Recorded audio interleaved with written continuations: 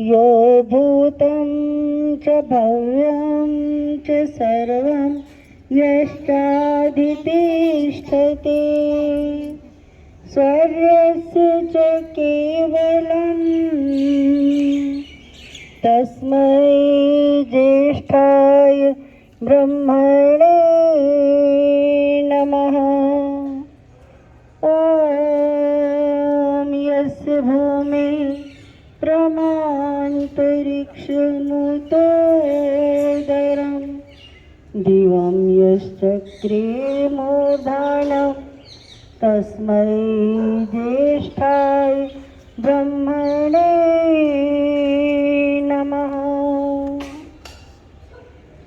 भूत भविष्यत वर्तमान का जो प्रभु है अंतर्यामी, विश्व व्योम में व्याप्त हो रहा जो त्रिकाल का है स्वामी, निर्विकार आनंद कंद है जो केवल रूप सुख धाम, उस महान जगदीश्वर को है अर्पित मेरा नम्र प्रणाम। उस महान परमेश्वर को है अर्पित मेरा नम्र प्रणाम।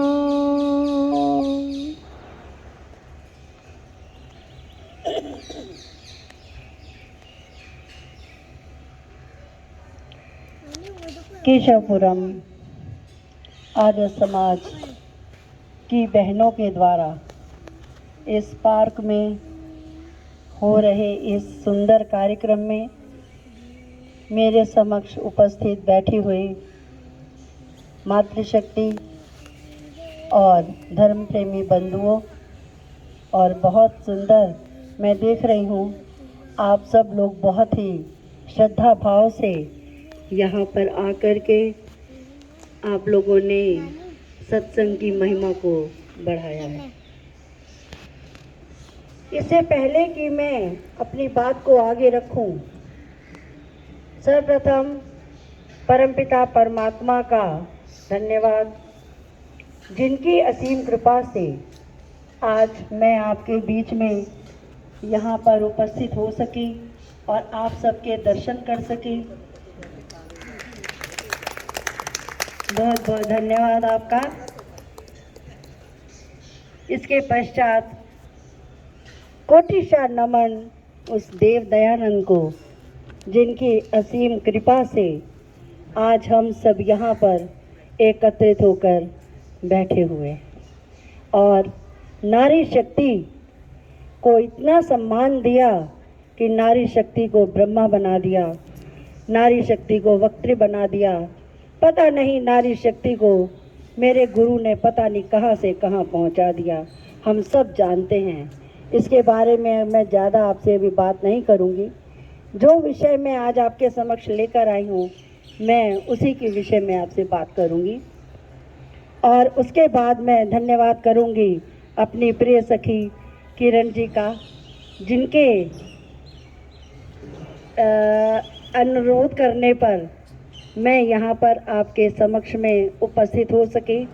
हालांकि आज मुझे 2 जगह और भी जाना था, मैं नहीं जा पाई, इसलिए कि मुझे यहाँ पर पहली बार जाना है और मुझे यहाँ पर समय से उपस्थित होना चाहिए। और इसलिए यही कहते हैं ना कि अगर कोई कार्य आपने करना है तो आप उचित समय पे करें तो उसका बहुत अच्छा ही प्रभाव पड़ता है।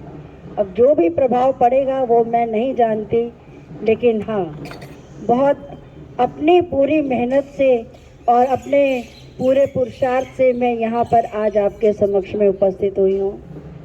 और इसके पश्चात हमने देखा कि जब मैं यहाँ पर आई तो यहाँ पर हमारी बहुत ही प्रिय बड़ी बहन कह लीजिए कि जो कि आज ब्रह्मा थी, इस यज्ञ की बहुत ही सुंदर यज्ञ करवाया इन्होंने। हमारी बहन स्वर्णा सेतिया जी ने, जो कि अब ये बहुत विदुषी हो गई हैं और परफेक्ट हो गई हैं यज्ञ कराने में। तो मैं कहती हूँ कि एक बार ज़ोरदार तालियाँ हमारी बहन के लिए बनती हैं। बहुत अच्छा और बहुत ही सुगढ़ता से और बहुत ही शुद्ध उच्चारण के साथ आपने यज्ञ करवाया है, बहुत अच्छा किया। और यज्ञ क्या है? यज्ञो वै श्रेष्ठतमम कर्म। कहा भी गया है कि स्वर्ग की कामना अगर हमें करनी है, अगर हम स्वर्ग की कामना करें तो हमें यज्ञ करना चाहिए।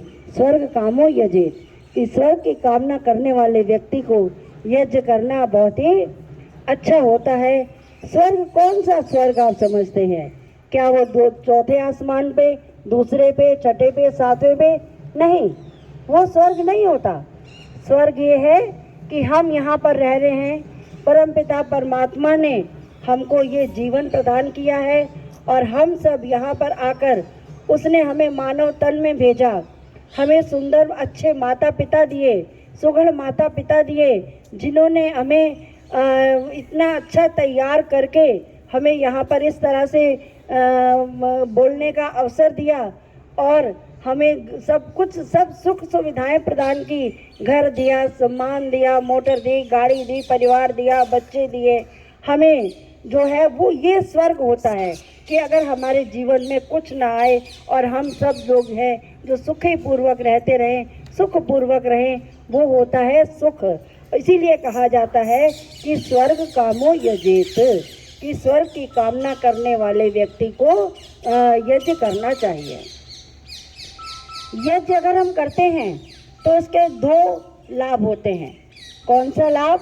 पहला लाभ होता है भौतिक लाभ। भौतिक लाभ कौन सा भौतिक लाभ हुआ? जैसा कि हम सब जानते हैं कि यज्ञ करने से, जो भी यज्ञ हम करते हैं तो उससे जो वातावरण है वो शुद्ध होता है। वातावरण में हमारे आज देख रहे हैं कि कितना पॉल्यूशन है। कितना पॉल्यूशन कौन सा है? मैन क्रिएटेड पॉल्यूशन ज़्यादा है। अगर हम लोग सोचें तो ये मैन क्रिएटेड पॉल्यूशन है जो हमें आजकल बहुत ज़्यादा परेशान कर रहा है। उससे हमारा जो वातावरण है, यज्ञ में हम जो सामग्री डालते हैं या जो हम जड़ी बूटियां डालते हैं, जो कुछ भी हम करते हैं, तो वो उससे सारा शुद्ध हो जाता है। तो उस शुद्धता के लिए जो यज्ञ किया जाता है वो भौतिक यज्ञ कहलाता है।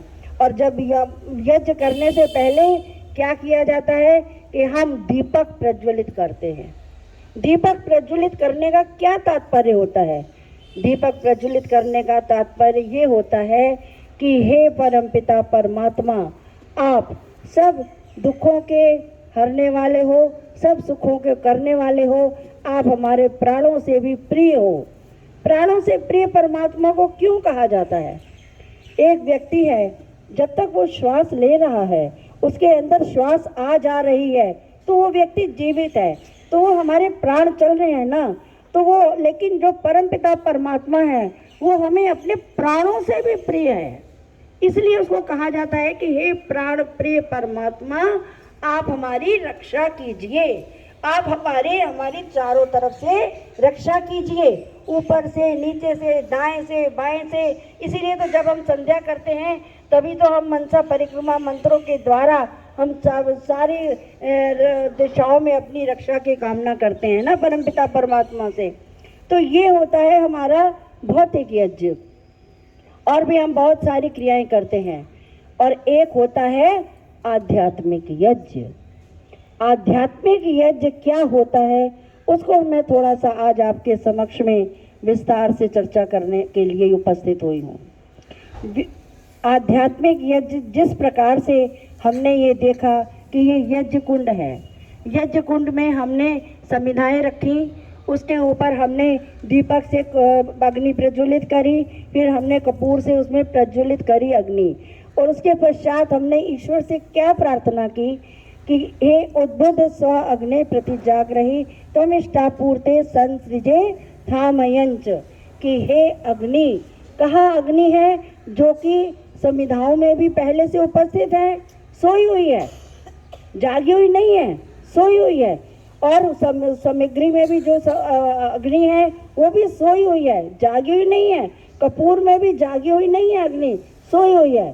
तो हम जब दीपक से प्रज्वलित करते हैं तो कहते हैं कि हे परमपिता परमात्मा, तो ये जो अग्नि है, मैं इस अग्नि को इससे प्रदीप्त कर रहा हूँ, जिससे कि ये अग्नि है और ऊपर उठे और ऊपर उठ के इस यज्ञ को प्रदीप्त करे। और ज्यादा से ज्यादा अग्नि जब इस यज्ञ में प्रदीप्त होगी यज्ञ कुंड में, तो जितने भी लोग बैठेंगे आसपास में जो भी है, पूरा का पूरा जो वायुमंडल है वो उससे स्वच्छ हो जाएगा।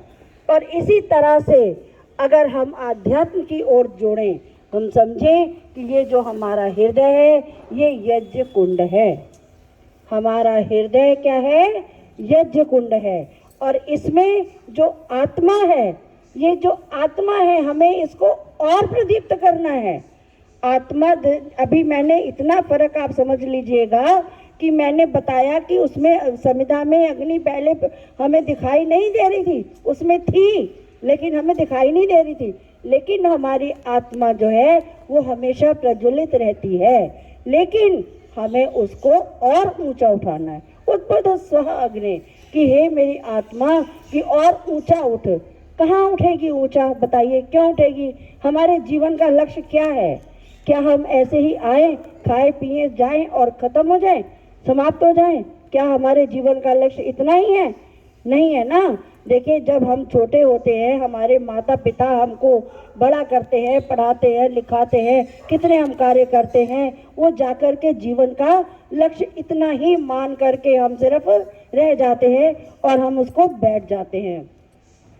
लेकिन क्या हमारे जीवन का लक्ष्य सिर्फ इतना ही है? नहीं।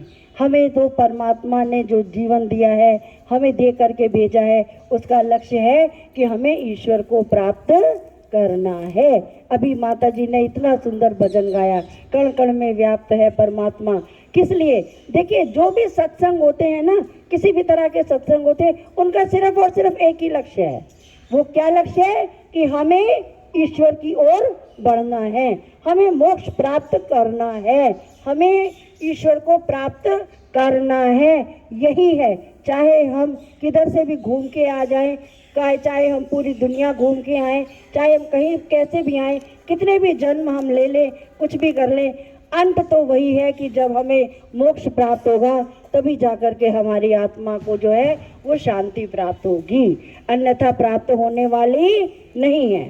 तो क्या हुआ कि हम सिर्फ ऐसे ही कहते रहें कि हमारी आत्मा को आगे बढ़ाओ, आगे बढ़ाओ, ऊंचा उठाओ।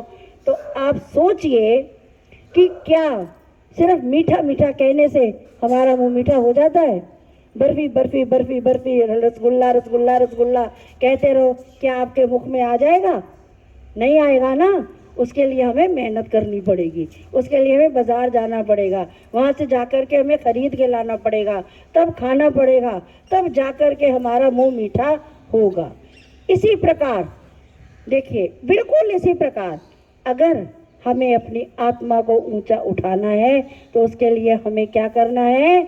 सबसे पहले परमपिता परमात्मा से प्रार्थना करनी है। क्या प्रार्थना करनी है?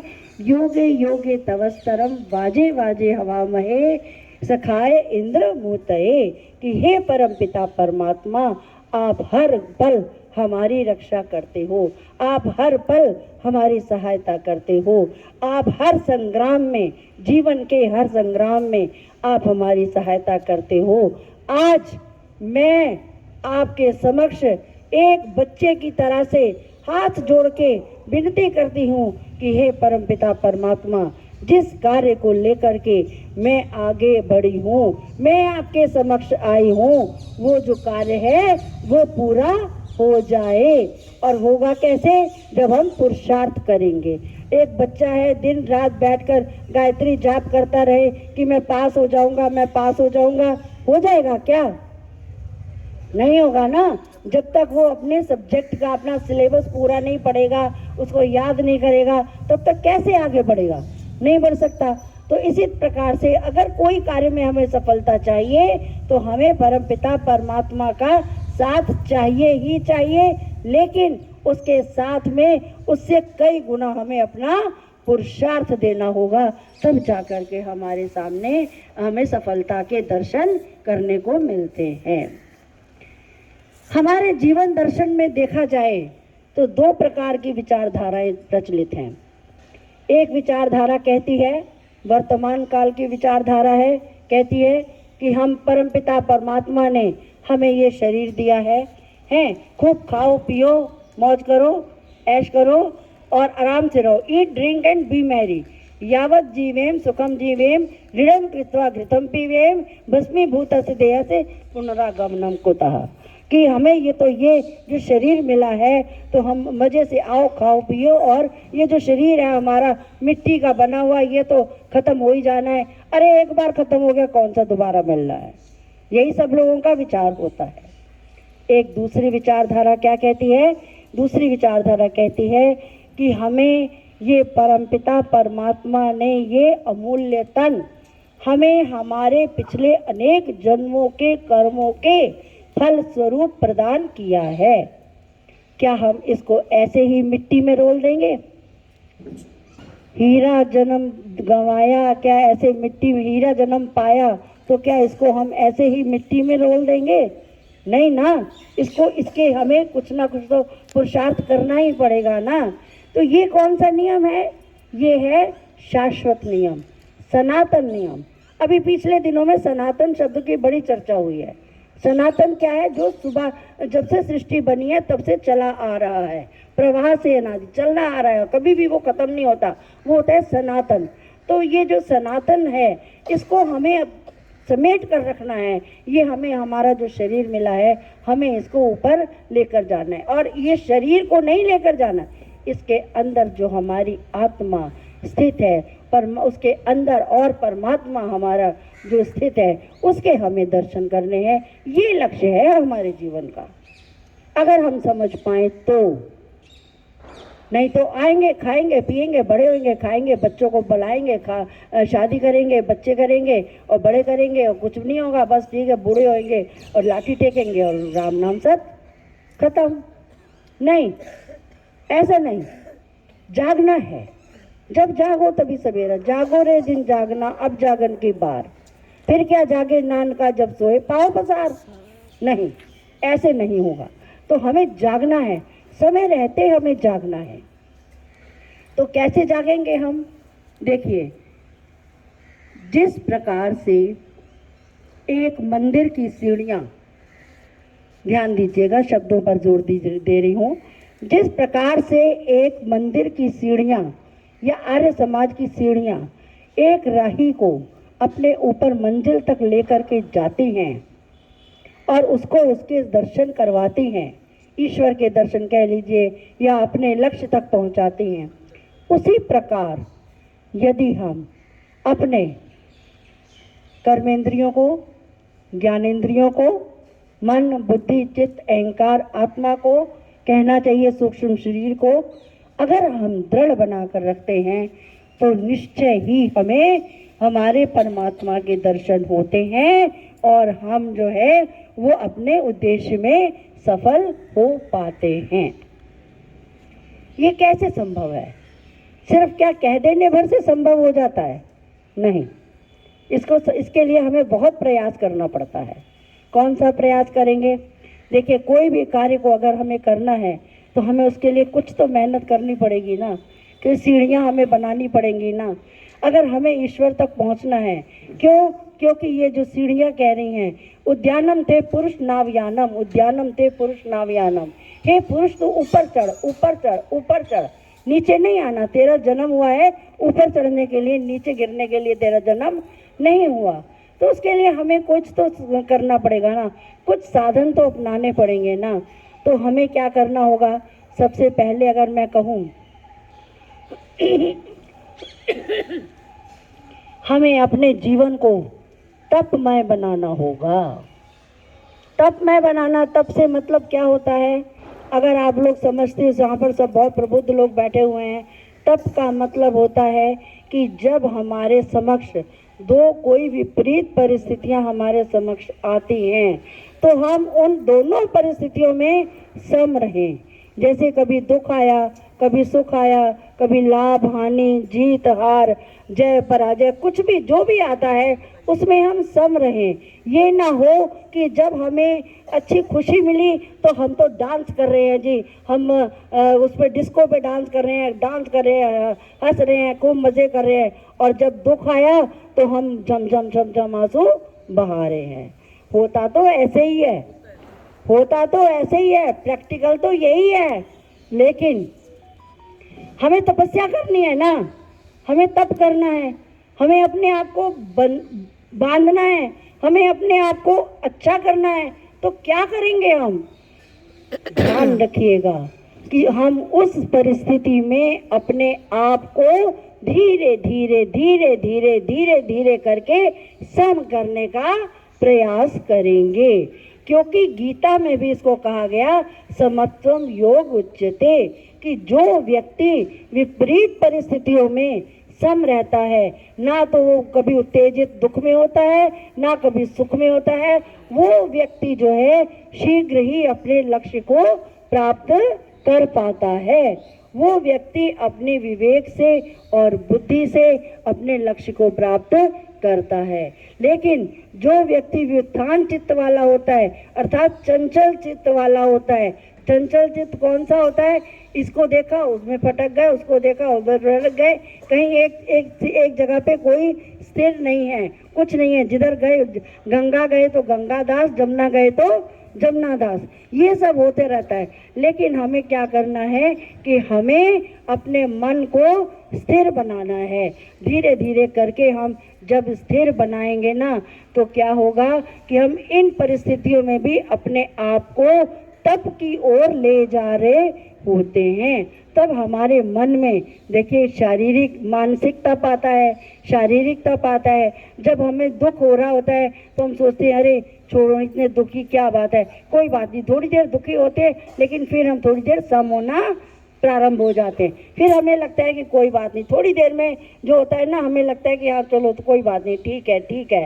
तो धीरे धीरे होते होते होते होते जो होता है ना, फिर व्यक्ति जो है अपने नॉर्मल पोजीशन में आना शुरू हो जाता है, सम बन जाता है। तो क्या देखिए, हमारे जो बड़े बड़े महान पुरुष हुए, भगवान राम हुए, क्या उन्होंने अपने जीवन में कष्ट नहीं झेले? कितने कष्ट झेले हैं? योगीराज श्री कृष्ण ने कष्ट नहीं झेले? कितने कष्ट झेले? क्या स्वामी दयानंद जी ने कष्ट नहीं झेले? कितने कष्ट झेले हैं? कितने कष्ट झेले? अगर मैं स्वामी दयानंद जी की मैं आपको बातें बताने लगूं तो पूरा समय जो है वो ऐसे ही निकल जाएगा, पूरा का पूरा समय मेरा इसी में निकल जाएगा। देखिए इतना उन्होंने कितनी तपस्या की, कितना उन्होंने तप किया, हर एक बात में किस तरह से तप किया। हमारे बीच में कविता आर्य जी आ गई हैं, मैं उनको नमन करती हूँ। आपका एक बार जोरदार तालियों द्वारा इनका स्वागत किया जाए। हम लोग जो हैं किस तरह से हम लोग उसको करते हैं जब तप करेंगे तो फिर जो हमारा जो जीवन है वो आगे बढ़ेगा। महर्षि स्वामी दयानंद जी ने कितने तप किए, देखिए भूखे रहे हैं, आप भूखे रहिए, कितने कितने दिन तक भूखे रहे। फर्रुखाबाद में वो एक जंगल में जाते हैं, एक खेत में गए, वहाँ पर बैंगन लटक रहे थे, उनको बहुत भूख लगी थी, लेकिन वो सोच रहे थे कि मैं खा लूं। लेकिन जो तपस्वी हृदय है ना जो तपस्वी मन है ना, वो कैसे आपको वो इजाज़त देगा कि आप उसकी चोरी कर लो। तो जब सुबह के समय उसका जो किसान आता है, उसको पूछते हैं भाई मुझे बहुत ज़ोर से भूख लगी है, मैं क्या ये तुम्हारे बैंगन खा सकता हूँ? तो उसने क्या कहा कि भाई तुम भूखे हो? हाँ मैं भूखा हूँ। कब से हो? रात से हो। तो ये बैंगन रात को यहाँ थे? हाँ जी थे। तो ये तुम्हारे सामने लटक रहे थे? हाँ लटक रहे थे। फिर तुमने इनको तोड़ा क्यों नहीं?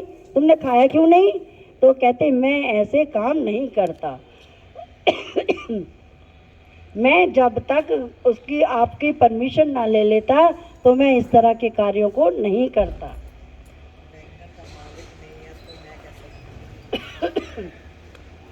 इस तरह की जो उन्होंने जो तप सहे, उनकी जो स्टैचू बनाकर मुंह काला करके गधे पे पीछे उल्टा करके उनको लिटा दिया गया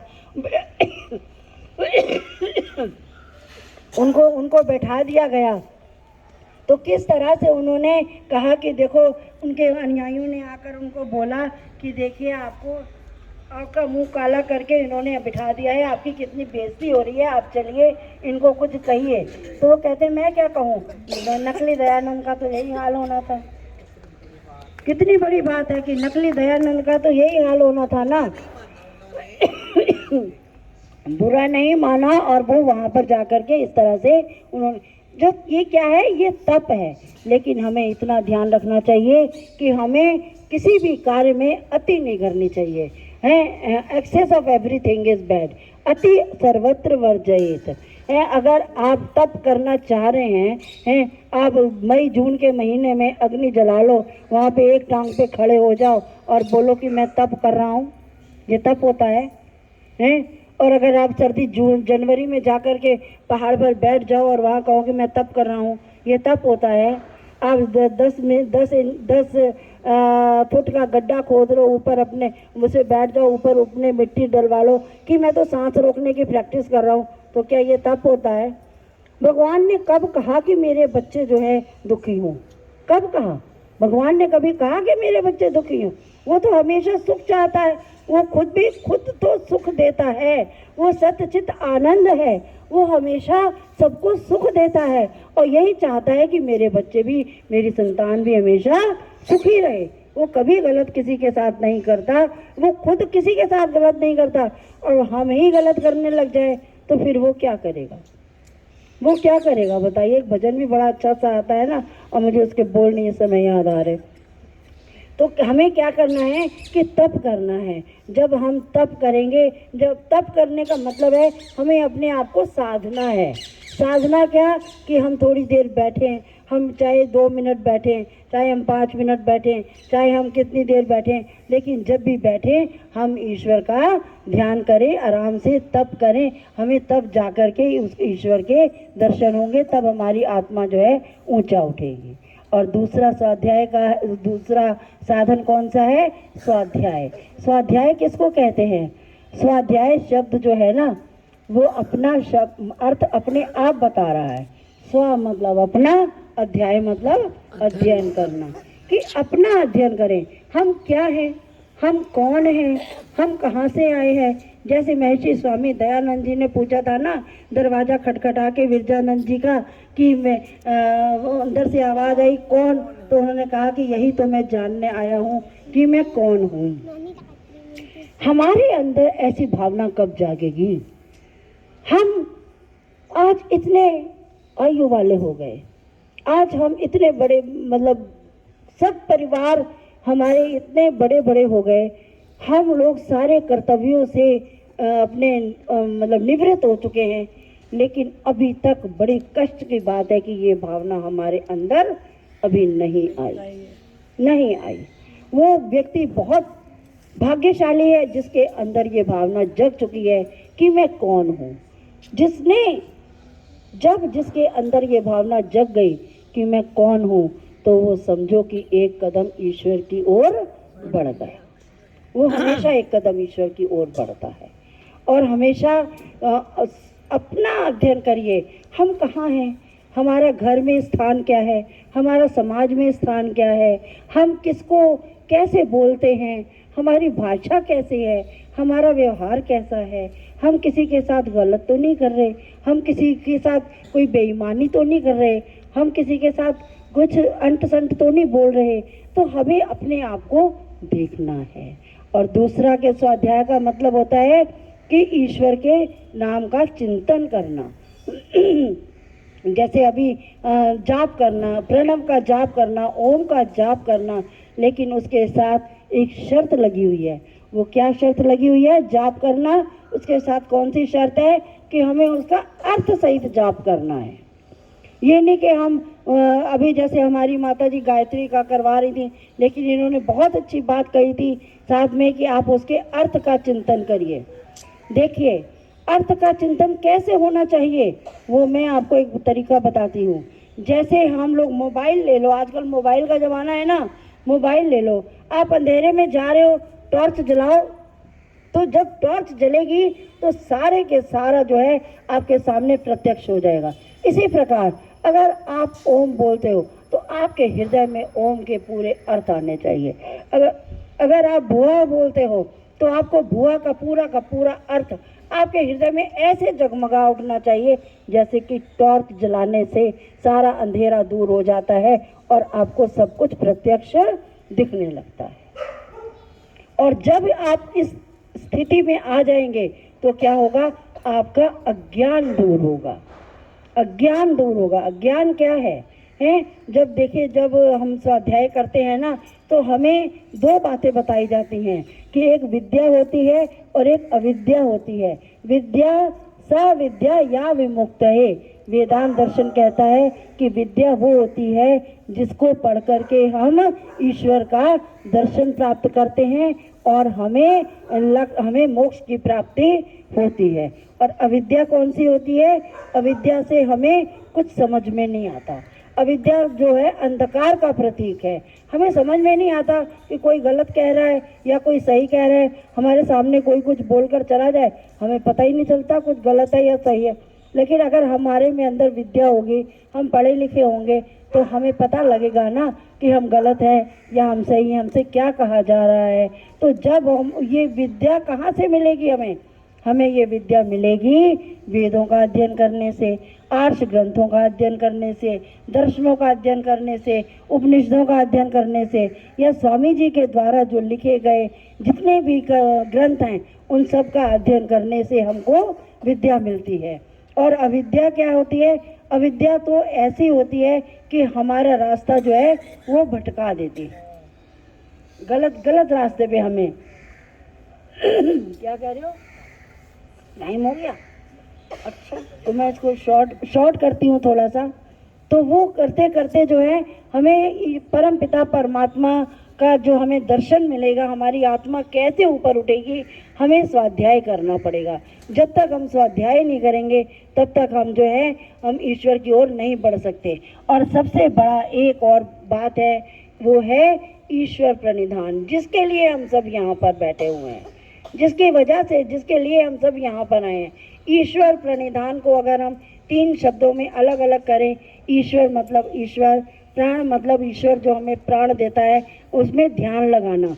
जब हम उस ईश्वर प्रणिधान को करेंगे, जो कार्य हम करें, जैसा भी कार्य हम करें, वो हम अपने ईश्वर को समर्पित कर दें। कि अगर अच्छा कार्य हुआ है तो ईश्वर को समर्पित है, बुरा कार्य है तो ईश्वर को समर्पित है। तो जो भी कार्य करें और उसका फल जो भी वो देगा परमपिता परमात्मा, वो मुझे स्वीकार है। हमें उसमें कोई हील हुज्जत नहीं करनी, हमें कुछ नहीं बोलना, हमें करना नहीं। जो परमपिता परमात्मा तुमने दिया वो मुझे स्वीकार है। तो वो परमपिता परमात्मा का जो ईश्वर प्रणिधान है वो हमें करना चाहिए। हमें बिल्कुल ऐसे ही जैसे एक माँ अपने बच्चे को गोदी में उठा करके जब बैठती है तो उस बच्चे को कोई जरा डर नहीं होता कि मेरे पास कोई आ रहा है, कोई मुझको मारेगा, कुछ करेगा, कुछ नहीं डर होता। उसी प्रकार यदि हम अपने चारों तरफ हमेशा परमपिता परमात्मा का एहसास महसूस करते रहेंगे तो वो हमें बिल्कुल हम सुरक्षित महसूस करेंगे। अच्छा सोचिए, जरा आप लोग कभी दुखी होते हो या कोई परेशान होते हो तो आपके पीछे कोई कंधे पे आके हाथ रख दे तो आपको उस कंधे की हाथ की जो गर्माहट है कितना सुकून देती है, कितना सुकून देती है। उसी प्रकार अगर आप महसूस करें कि ईश्वर का हाथ, वरद हस्त हमेशा आपके ऊपर है, तो आप सोचिए आपको कितना सुकून मिलेगा, कितना सुकून मिलेगा। तो ये है ईश्वर प्रणिधान। तो ईश्वर के प्रति हमेशा समर्पित रहना ही ईश्वर प्रणिधान होता है।